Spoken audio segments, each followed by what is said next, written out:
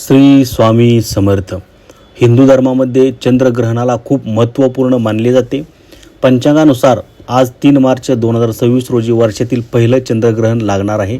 हे ग्रहण दुपारी 3:20 सुरू होईल, 6:45 राहील. भारतामध्ये चंद्रोदय 5:49 होईल. हे चंद्रग्रहण पूर्णपणे भारतात दिसणार नाही, कारण ग्रहणाचा बराचसा भाग तेव्हा होईल जेव्हा भारतात चंद्र उगवलेला नसेल. म्हणून भारतातील लोकांना या ग्रहणाचा फक्त शेवटचा टप्पा, अंतिम भाग पाहता येईल.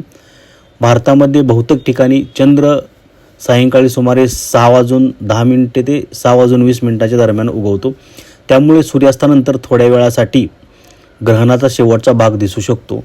विशेषतः पूर्व भारत आणि ईशान्य राज्यामध्ये ते जास्त स्पष्टपणे दिसण्याची शक्यता आहे. आता बघा, चंद्रग्रहणात काय करायला हवं चंद्रग्रहणाच्या काळात. तर चंद्रग्रहणात देवाच्या जास्तीत जास्त जवळ राहणं गरजेचं आहे. चंद्रग्रहणात देवांचा मंत्र स्तोत्राचे पठण केल्याने त्याचे फळ अनेक पटीने वाढते. त्यामुळे या काळात तुम्ही श्री विष्णूंच्या आणि चंद्राच्या मंत्राचा जप करू शकता. यामुळे चंद्रग्रहणाचा अशुभ प्रभावही आयुष्यावर पडत नाही. तसेच या काळात तुम्ही महामृत्युंजय या मंत्राचा देखील जप करू शकता. या मंत्राचा जप केल्याने तुमच्यासह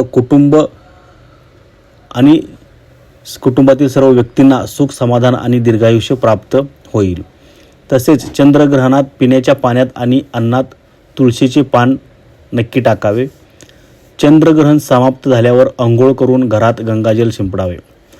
चंद्रग्रहणानंतर गरीब गरजूंना अन्नदान करू शकता. आता चंद्रग्रहणात काही गोष्टी करायच्या नाहीत, त्या गोष्टी टाळायच्या आहेत. त्या गोष्टी कोणत्या? तर चंद्रग्रहणात देवी देवतांची पूजा करू नये, तसेच मूर्तीला स्पर्श करू नये. या काळात अन्न ग्रहण करू नये, नवीन वस्तूंची खरेदी करू नये, धारदार वस्तूंचा वापर करू नये, गर्भवती महिलांनी घरातून बाहेर जाऊ नये. या काळात कोणतेही शुभ कार्य करू नये. या सगळ्या गोष्टी मान्यतेवर आधारित आहेत. तर तुम्ही चंद्रग्रहणाच्या काळात या सर्व गोष्टी करा, नियम पाळा.